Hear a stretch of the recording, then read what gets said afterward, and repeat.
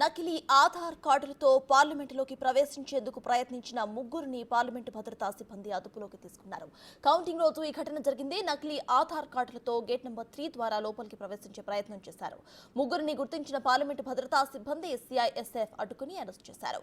ఉత్తరప్రదేశ్ కు చెందిన ముగ్గురు క్యాజువల్ ఎంట్రీ పాస్ తీసుకుని లోపలికి వెళ్లేందుకు ప్రయత్నం చేశారు. ఈ ముగ్గురిని కూడా కార్మికులుగా పేర్కొంటూ కాంట్రాక్టర్ షానవాజ్ ఆలం పాసుల కోసం దరఖాస్తు చేశారు. ముగ్గురిపై ఐపీసీ సెక్షన్స్ 419, 465, 468, 471, 120(b) ప్రకారం ఎఫ్ఐఆర్ నమోదు చేశారు.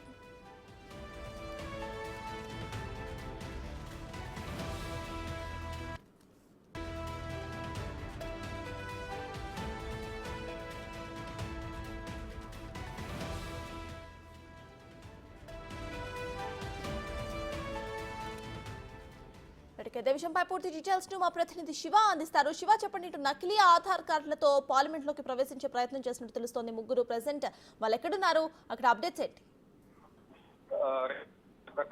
కౌంటింగ్ రోజున జూన్ 4వ తేదీన కౌంటింగ్ జరుగుతున్న సందర్భంలో పార్లమెంట్ లోకి ప్రవేశించేందుకు ప్రయత్నం చేశారు ముగ్గురు దుండగులు.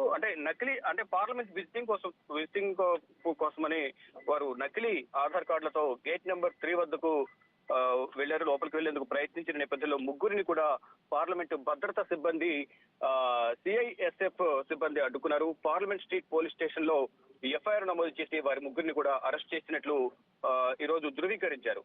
ఈ ముగ్గురు కూడా యూపీకి చెందిన ఖాసిం, మోనిష్, షోయబ్ గా కూడా వారు గుర్తించారు. క్యాజువల్ ఎంట్రీ పాస్ తీసుకుని లోపలికి వెళ్లేందుకు వారు ప్రయత్నించినట్లుగా కూడా భద్రతా సిబ్బంది తెలిపారు.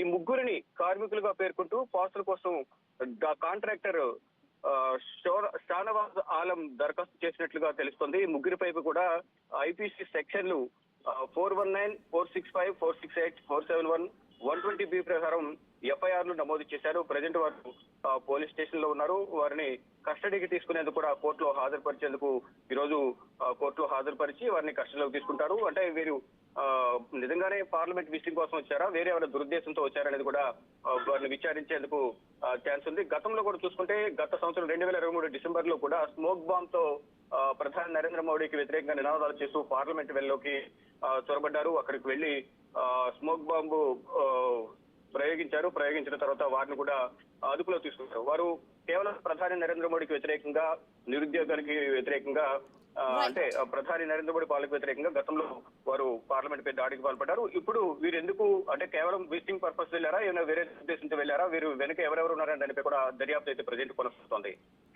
Thank you Shiva.